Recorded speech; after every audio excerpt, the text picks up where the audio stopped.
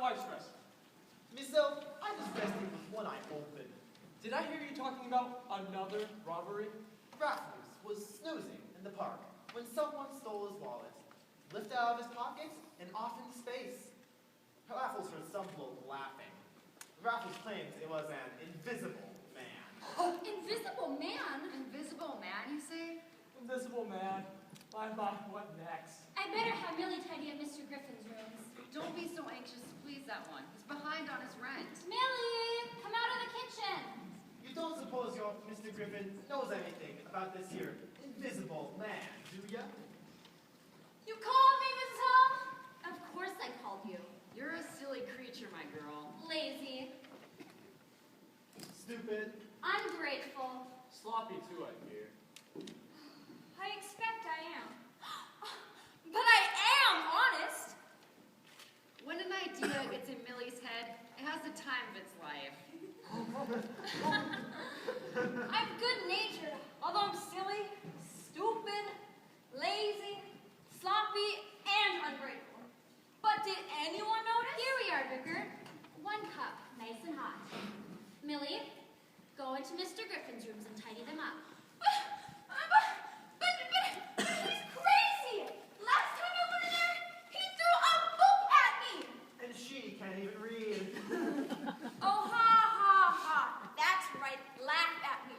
But I tell you, there's something wrong with that Mr. Griffin. He was in a terrible accident, that's all. That's why he has nothing but bandages from head to toe.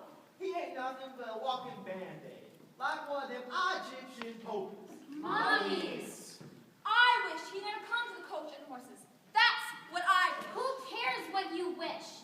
Anyway, he's out for a stroll. I don't get any respect. I know a Cinderella, bet like. Only you ain't never gonna meet no Prince Charming. Move! I'll be on my way. Oh, here's the postmistress. Anything today? Few bills for Mrs. Hall. It's cold outside. It's starting to snow. Bills have an affinity for me. Affinity? Is that anything like the thin hattie you served me the other night? Don't be silly, man. Finn and Hattie's a dead fish. Maybe that's why it smelled bad. Shouldn't keep dead things around too long. Are you criticizing my wife's cooking? There is room for improvement. Take that pot roast I had in here the other night. What was the matter with the pot roast? Tasted more like roast pot. Well, I never. This one's for your Mr. Griffin. Oh! What? I left the poor thing outside. What poor thing? The visitor. What visitor? A young lady for Mr. Griffin. Mr. Griffin has a visitor. That's right. I left the poor thing outside. Fetch her in. Righto. Right this way, Doctor. Doctor? Who's took sick? I got a bad head cold I had to get rid of. And my cold's supposed to be something awful. Don't be silly. The doctor hasn't come to attend me. I must see Mr. Griffin at once. He's not here. You mean he's escaped? Escaped? Forgive me, I don't mean to sound anxious. Dear me, Dr. Kemp, Dr. Kemp. Dear me, Dr. Kemp, you do seem upset. Funeral, just passing the street. And funerals always make me nervous. Who died? I think it was the one in the hearse. Perhaps Dr. Kemp would like to freshen up. Yes, I would. Right this way, Doctor. There's a gas sink in the kitchen next to the oyster barrel. What do you make of that? A lady doctor searching out mysterious Mr. Griffin. Maybe he hasn't been taking his medicine. More than likely, he ain't been paying his bills. What was that? Sounded like my wife. Let's do something. That's right, let's get out of here. I've been robbed! Sit down, wife.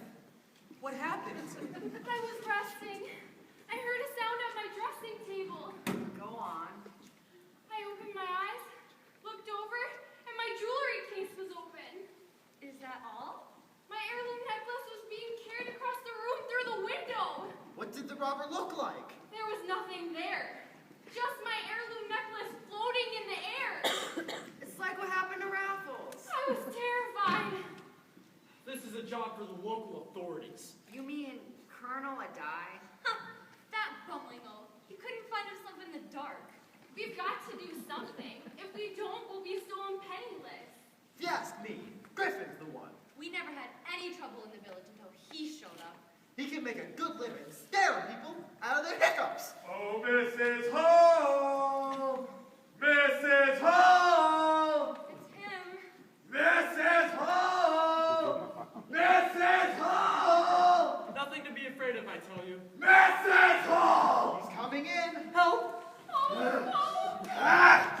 The fire in the name of human charity! We was just talking about you, Mr. Griffin. I have no time for idle chit-chat. Send something to eat to my room. Boo! He's a rum customer, that one. Mean as they come, he's gonna flee for his hide. Him and his crazy getup. This ain't Halloween! If it was, he could go as is. I never have seen him without that coat. Or hat. Or them glasses. We shouldn't suspect him of the robbery simply because he's unusual. I don't believe he stole my necklace. You better go back to our room, wife. You've had a terrible time. Did I get Mr. Griffin return? You did, growling for something to eat. Wanting a fire, too. Well, it is cold outside. Millie can tend to the fire. I'll give him a bite. It's all ready. Don't forget his letter. I'll talk to Colonel Adai. Maybe he can explain what's happening. I must find a solution to my problem. My sanity depends upon it.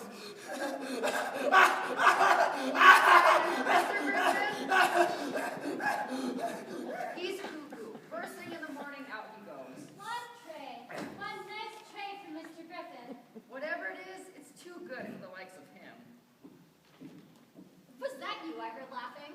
No, it was our star boarder. Oh, Mr. Hall? What is it, Vicar? Well, the window latch in our room is broken, and it worries my wife. Could you see to it? I'm on me way. Much obliged. This better be Mr. Griffin's expected rent money, or I'll have him clapped in jail for defrauding an honest innkeeper.